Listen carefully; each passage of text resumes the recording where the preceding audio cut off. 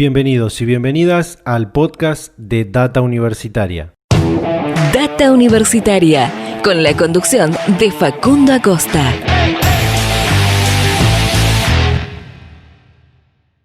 Iniciamos una vez más este espacio que llamamos Data Universitaria Podcast, en el que ya presentamos un primer capítulo en el que participó el ministro de Educación de la Nación, Nicolás Trota, y en este nuevo capítulo tenemos también una muy interesante entrevista que vamos a compartir con todas y todos ustedes.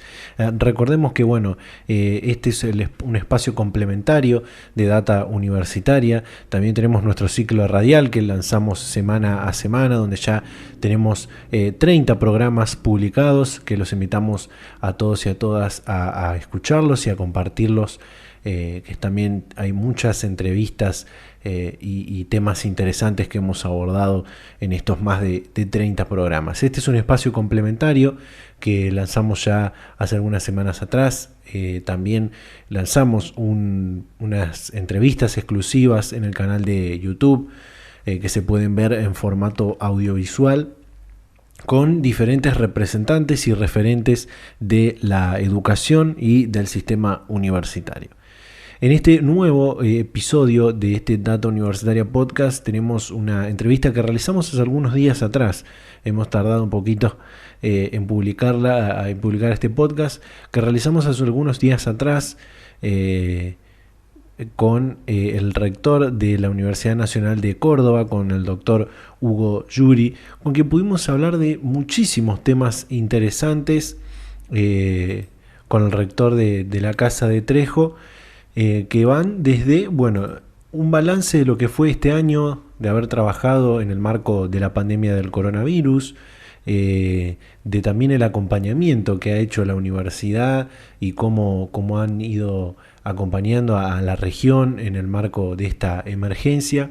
También, cómo vio, teniendo en cuenta de que el rector de la Universidad de Córdoba es médico, también que fue designado el nexo de las universidades nacionales con el Ministerio de Salud, cómo vio la gestión de la pandemia a nivel nacional y todavía lo que resta de esta emergencia de la pandemia del coronavirus por transitar, ¿no?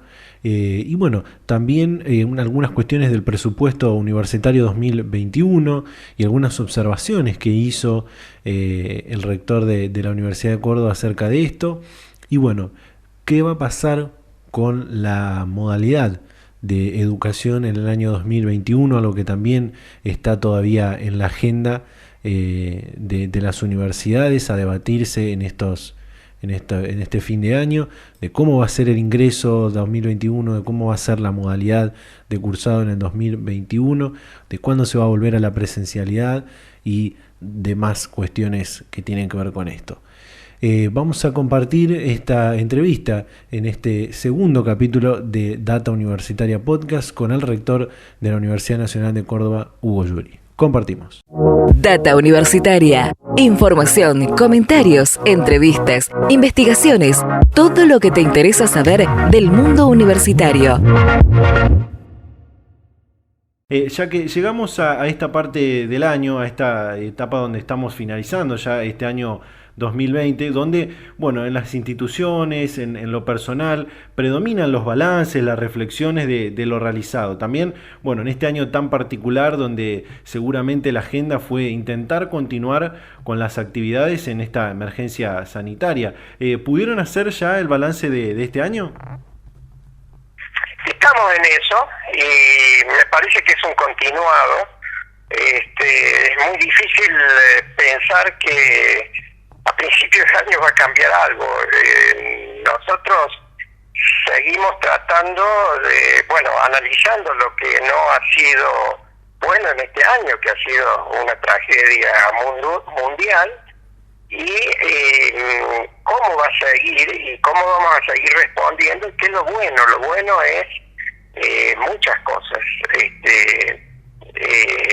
Haber puesto, digamos, claramente en el país la importancia que tienen las instituciones públicas, tanto del educación como de salud. Nosotros tenemos hospitales, pero bueno, cómo ha trabajado los equipos de salud en todo el país. Y justamente hablo específicamente ahora de salud porque ayer hicimos el balance en el Hospital Nacional de Clínicas, que junto con el Clínicas de Buenos Aires han sido pivotes en el tratamiento de la pandemia, además de las otras áreas dentro de las universidades, el área de ciencia y técnica. Nosotros aquí tenemos el virológico, que es el que ha hecho la decodificación de los coronavirus y su porcentaje de circulación aquí en Córdoba y en Argentina. Tenemos el laboratorio de hemoderivados, etcétera. Pero ayer hacíamos el balance y también saludando a los profesionales de la salud que han trabajado tanto, pero en especial a las familias de los que perdieron la vida, que nosotros tenemos gente que les ha sucedido esto, obviamente, y saludando a todos, a toda la gente que ha estado trabajando en las universidades, este tránsito a la virtualidad de emergencia, que no es la educación virtual que nosotros esperamos tener. Para eso ya estamos trabajando en conjunto con otras universidades nacionales en la formación de los recursos humanos para una verdadera educación virtual, pero la respuesta ha sido mucho mejor de lo que podíamos esperar gracias al trabajo de docentes, administrativos, de los estudiantes mismos que en esto tuvieron la delantera, y ver también las falacias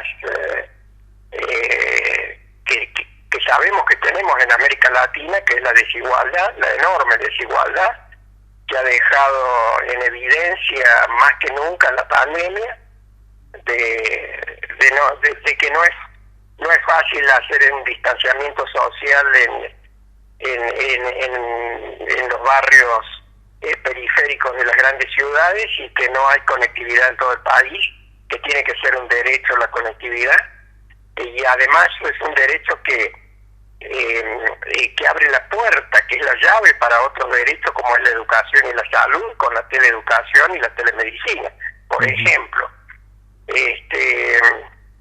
Y por ejemplo, como digo, en los hospitales no solo tuvieron que transformarse para una educación de emergencia mediada por la virtualidad este año, sino que además estar en la primera línea de acción, desde los 5.000 estudiantes voluntarios que han estado haciendo testeos en la calle, informando pacientes, etcétera, hasta los médicos, pasando por las enfermeras, por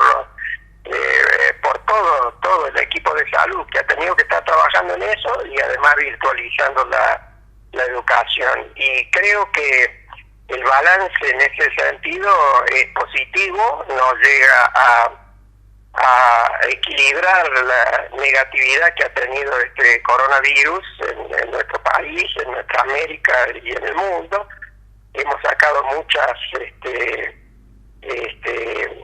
aprendizajes de esto, y creo que el año que viene vamos a estar mucho mejor de lo que era la antigua normalidad, a la cual no tenemos que ponernos en la obligación de no volver a la normalidad anterior, sobre todo en lo que explicaba de las diferencias que existen en nuestro país, ¿no? Uh-huh. Yendo a otro punto, hace poco más o menos de un mes, el gobierno nacional anunciaba que prestaría conformidad a aquellas universidades que decidían retomar algunas actividades presenciales, pero en la Universidad Nacional de Córdoba fue una de las primeras en descartar esta posibilidad. ¿Cuál fue el análisis para tomar esa decisión?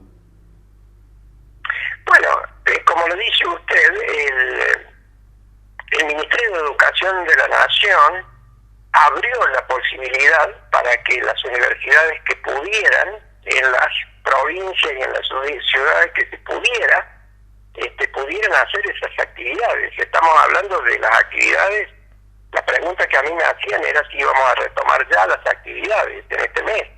Le dije que era imposible en Córdoba. Y que nosotros, obviamente, es imposible. A ver, un poco menos ahora que cuando yo hice esa declaración, que estábamos en el pico de la pandemia en Córdoba. Había bajado en Buenos Aires y nosotros éramos el pico en el país. Y en la universidad nuestra, la Universidad Tecnológica Nacional y la Universidad Católica, en un radio de 10 manzanas alrededor de donde estamos nosotros, entre las tres tenemos 200.000 estudiantes. El COE provincial, bajo ningún aspecto, podía permitir que se movilizaran 200.000 estudiantes en el momento del pico de la pandemia,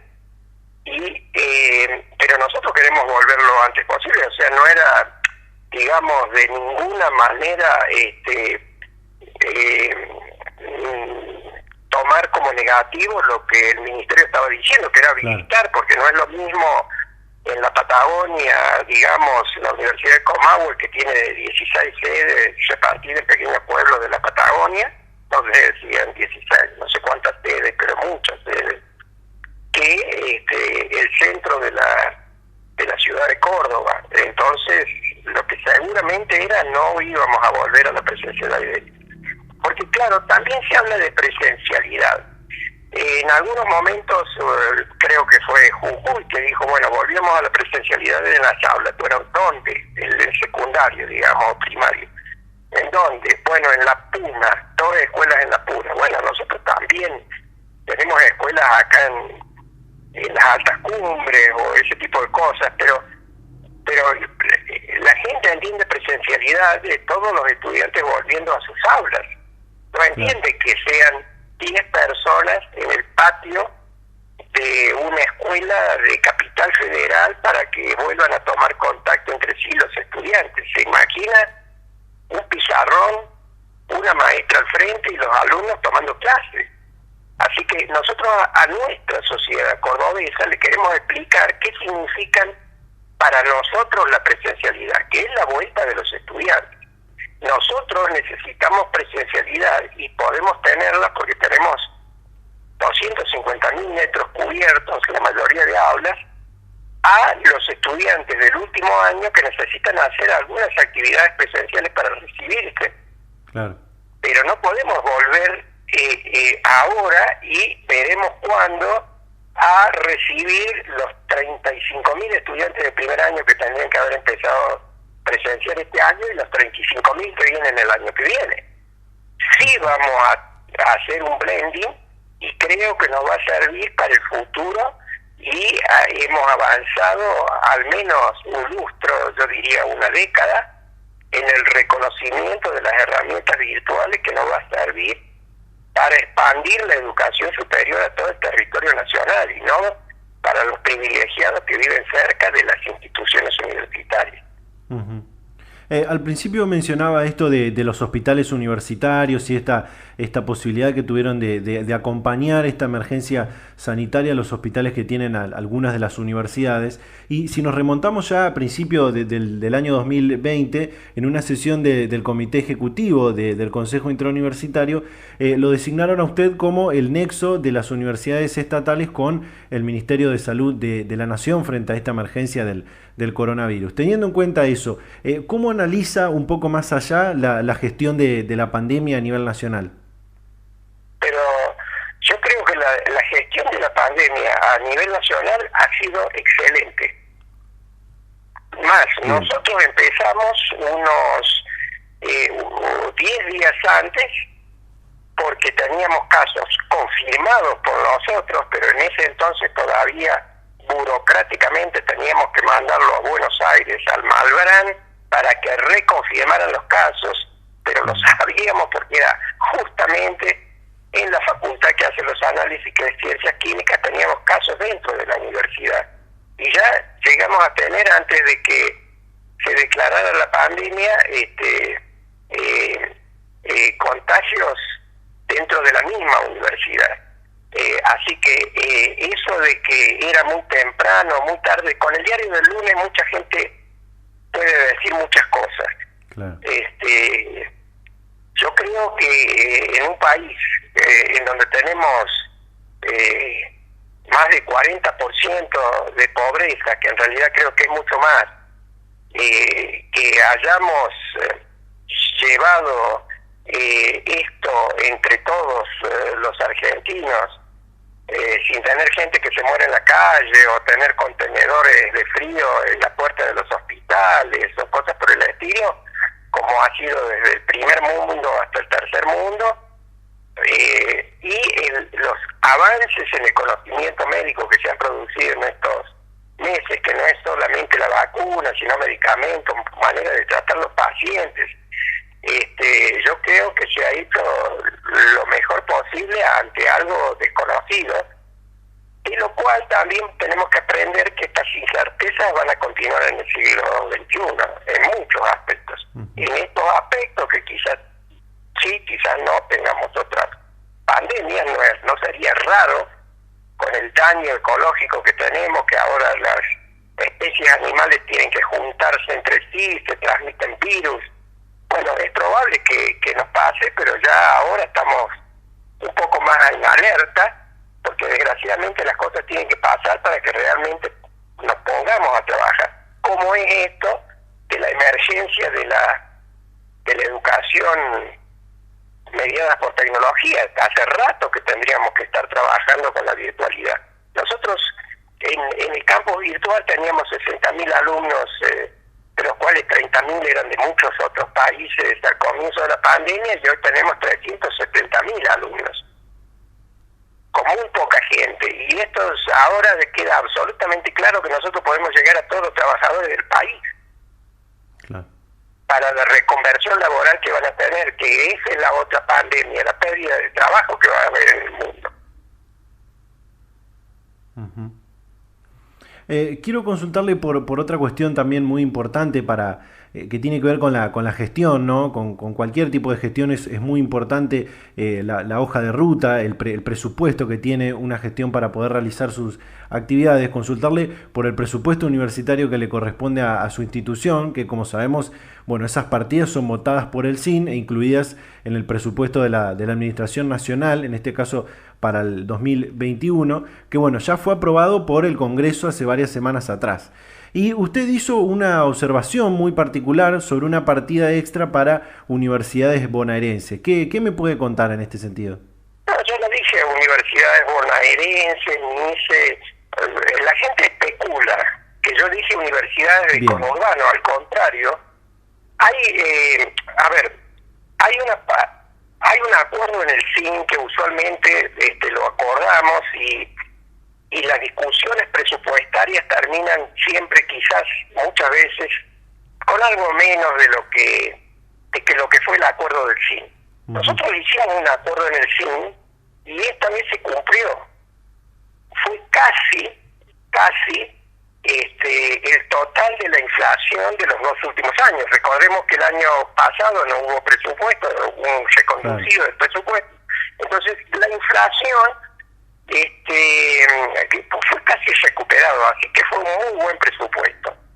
También una cosa es el presupuesto que manda al Congreso el Poder Ejecutivo, y otra cosa a veces en el Congreso para lograr los acuerdos, a veces se transfieren más fondos a determinadas universidades, lo cual dije que justamente incluso varias de las nuevas que son en el conurbano realmente necesitan más fondos. Entonces eso se hace con determinados presupuestos que van por otra partida, por lo que se llama debajo de la línea, y que a mí me parece muy bien. Incluso algunas universidades también, que por razones X reciben más, siempre que reciban más fondos las universidades me parece muy bien.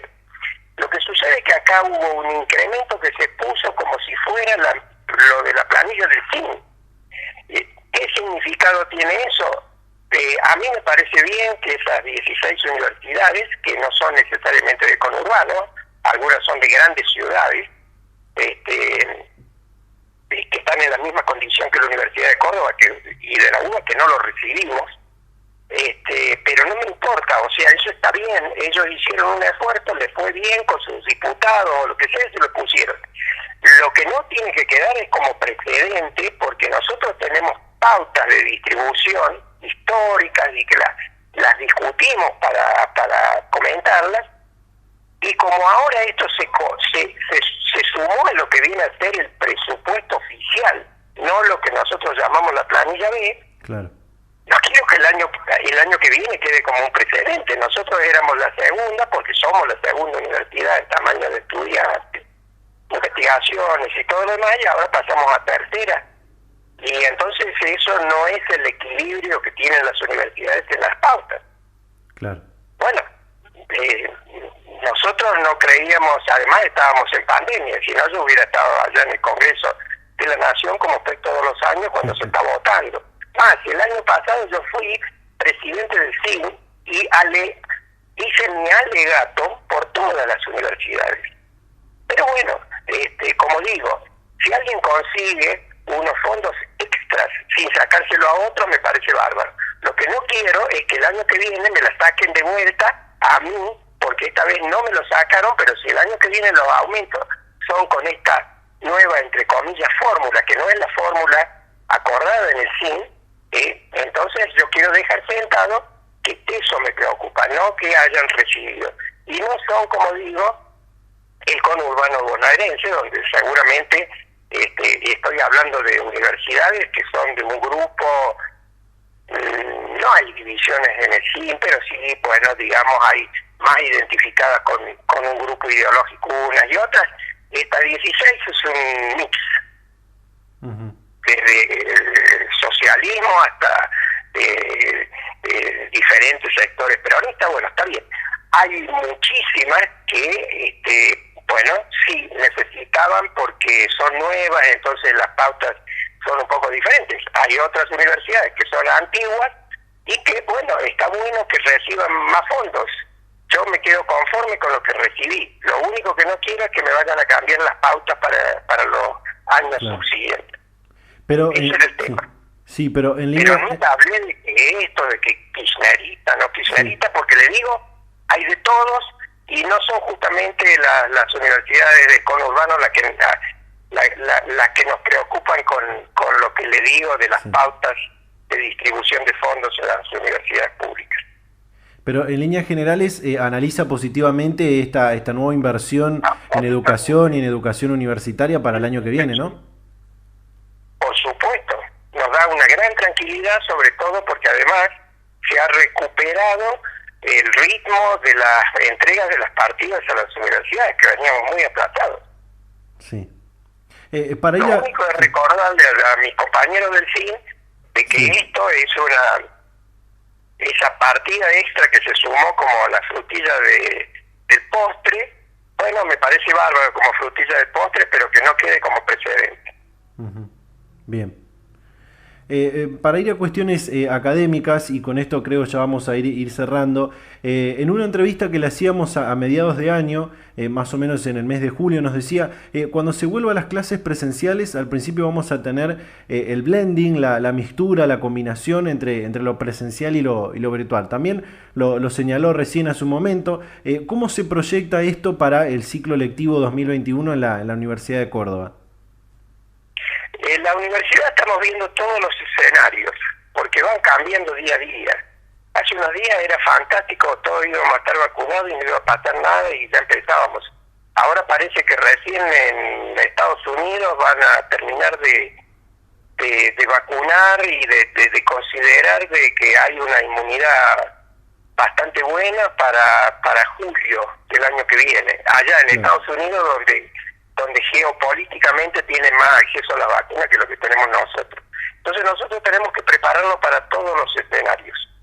Estamos preparándonos para un escenario de una vuelta masiva a las aulas, revisando cada una de las aulas, cuántos alumnos puede recibir, cuánta ventilación tienen, qué cambios tenemos que hacer hasta arquitectónicos de abrir ventanas porque no se pueden usar aire acondicionado, por dónde van a entrar, por dónde van a salir, quién le va a tomar la temperatura, si vienen sin barbijo, quién se lo va a dar. cómo se van a limpiar las aulas, quién va a llevar la basura, cómo se van a trabajar con los alimentos en el comedor universitario. Tenemos que tener todo eso antes de arrancar, no el último día. Y lo estamos preparando. En el mejor de los escenarios. En el peor de los escenarios, tenemos que ver cómo vamos a continuar con la virtualidad y estamos dando cursos en algo de lo cual me siento muy contento que tengamos ya finalmente, después de 3 años de discusión, que es el Consorcio Nacional de Educación a Distancia de las Universidades Públicas, y estamos nosotros mismos tomando cursos de la Universidad de Quilmes para formación de nuestros docentes para el año que viene. Y lo más seguro es que tengamos ese blending, que nos viene muy bien porque la universidad se acabó que sea para los que viven alrededor de la universidad, que la cigüeña lo dejó cerca de una universidad. Y también en los horarios. La universidad pública argentina tiene que cumplir el rol que se necesita en el siglo XXI, que es universalizar la educación superior. No necesariamente con estos títulos largos, pero hoy los trabajadores necesitan reconvertir su conocimiento en el lugar donde estén y a la hora que estén. Y para eso no hay vuelta atrás con la virtualidad. No sé si le dije, pero nosotros pasamos de 60.000 alumnos virtuales a 370.000 alumnos virtuales en 8 meses, de 100 países, porque no solo lo toman en todo el país, sino en 100 países. Entonces, esa es la nueva universidad. Recién estuvimos viendo una cosa de extensión. A través de esa extensión va a venir la nueva universidad. La mayoría de los estudiantes que vamos a tener van a ser los trabajadores, reconvirtiendo conocimientos. Así que, por suerte, esta inmersión obligada a la virtualidad nos va a ayudar a hacer las cosas bien para que la universidad cumpla su rol social con todos y todas. Bien. Bueno, rector, la verdad, muchísimas gracias nuevamente por la predisposición para realizar esta entrevista. No, gracias a ustedes. Un gusto. Que la pasen bien en la fiesta, cuídense. Esto va a pasar, pero lo que también tiene que pasar es esa mirada al costado que estábamos haciendo a los graves problemas de desigualdad que tenemos en América Latina. Y a veces con no mucho dinero, con decisiones políticas. Por ejemplo, el tema de tener conectividad. Todo argentino tiene que tener conectividad como un derecho, que es la llave a los otros derechos, como la educación, por ejemplo. Bueno, eso no tenemos que volver a las urgencias de todos los días y olvidarnos de cosas como esa. Nuevamente, muchísimas gracias. No, gracias a ustedes. Data Universitaria. Información, comentarios, entrevistas, investigaciones, todo lo que te interesa saber del mundo universitario. Las 24 horas del día y en el momento que quieras. Visítanos en datauniversitaria.com.ar. Y cerramos este segundo capítulo de Data Universitaria Podcast con esta maravillosa entrevista que compartíamos con el doctor Hugo Yuri, rector de la Universidad Nacional de Córdoba. Realmente un placer volver a hablar con Hugo, hablar de esta universidad que es, bueno, una de las más longevas de Latinoamérica, una de las más antiguas del mundo. Que bueno, también habíamos hecho una entrevista allá por el mes de julio en el programa número 11, si no mal no recuerdo, de nuestro programa de radio, que también invitamos a que lo escuchen y bueno, que escuchen los últimos programas también, que están muy interesantes. Los invito a que nos sigan en nuestras redes sociales, en Facebook y en Instagram, @datauniversitaria, y en Twitter, @dtuniversitaria, que nos lean todos los días en www.datauniversitaria.com.ar. Cerramos este segundo capítulo de Data Universitaria Podcast. Muchísimas gracias y hasta la próxima.